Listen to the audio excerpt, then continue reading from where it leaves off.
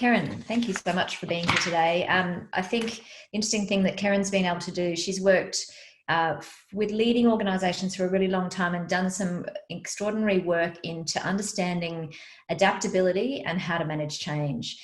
So Kerryn's built and founded two organisations, AdaptiQ and Change2020, and they both focus on how to help businesses and their owners understand about making the right choices at the right times.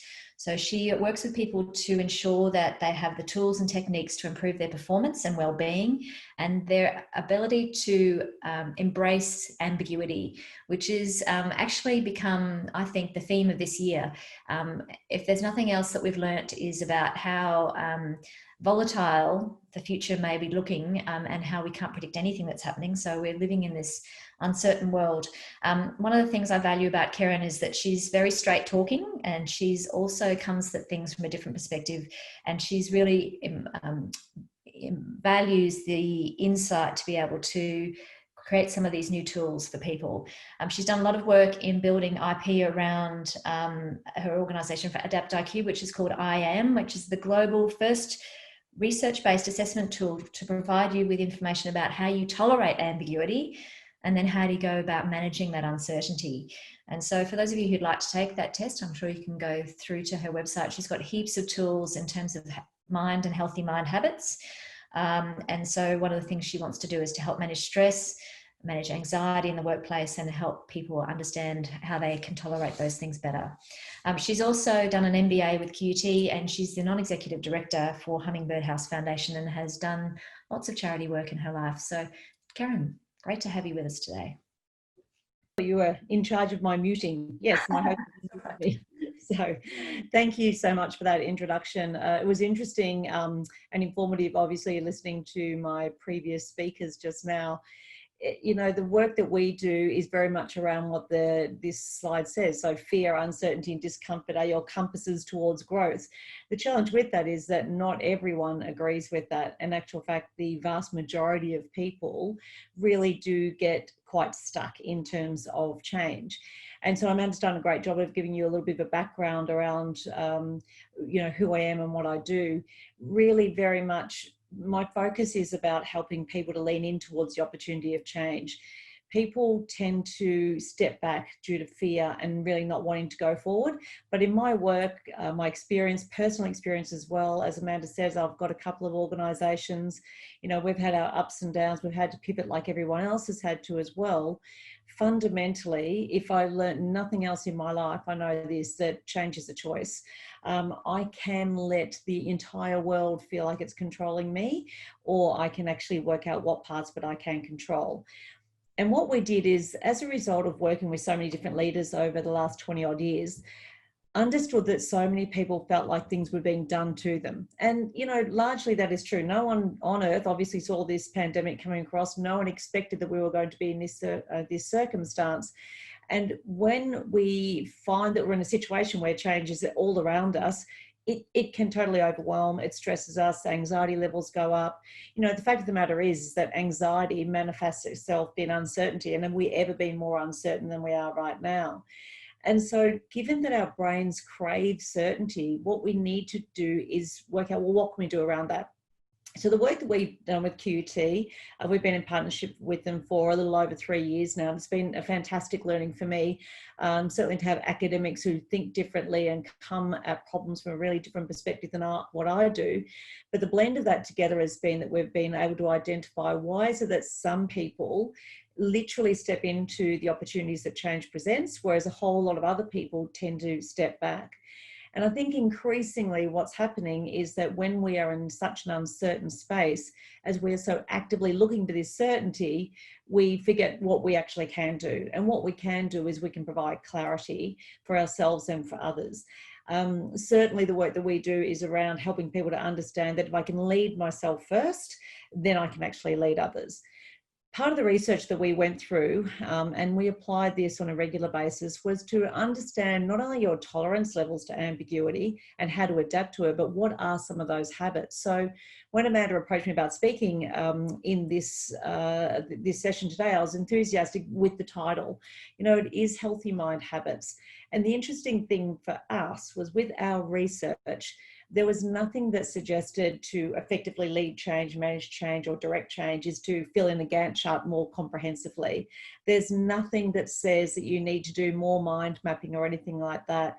The research is all here. We've already got it. We just need to be able to activate it. And so knowing that we've got the power within us to work out how do we respond to all this ambiguity is really, really important. And so I just want to talk to you about 3 of the habits that we identified. There are 8 habits, and you can go to our website and learn a little bit more about that. But fundamentally, first and foremost, it is around that mastering mindfulness. So there's a quote there that talks, and it's probably relevant for you, Eleanor, that there was, ideally, there was something when you were being caught up in those gale force winds out there, which does sound slightly horrendous, but you were able to ideally find that quietness within you and how to still things down.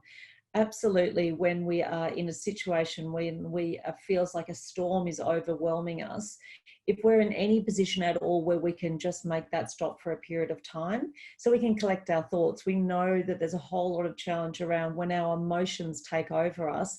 We're not in our best way to make decisions. We absolutely, you know, we're not at our best in the way we perform at all because we're being controlled by something else.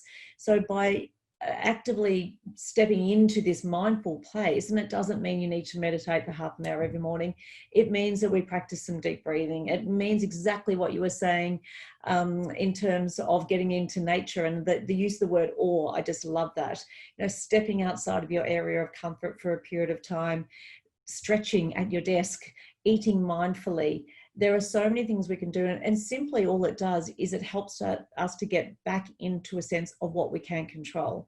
I can control this environment I'm in right here, right now. And so this is a way that you can bounce back and move your way forward. The next habit we'll look at is around acting courageously.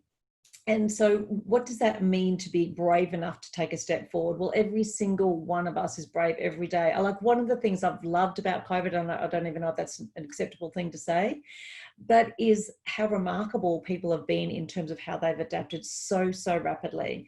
Organisations of all shapes and sizes have managed to reinvent themselves. They managed to get we work with a lot of large organisations. They were able to, you know, move hundreds of people off-site within 5 days and have people set up and actively being productive in that period of time. And, you know, we were able to be, and it was really quite a privilege to work with people to say, what do we need to do to make sure we can step forward? And they had to make some really brave decisions in that space. But for us right here, right now, sometimes it is, you know, we get caught up with that whole imposter syndrome, which I think all of us will suffer from at any one time.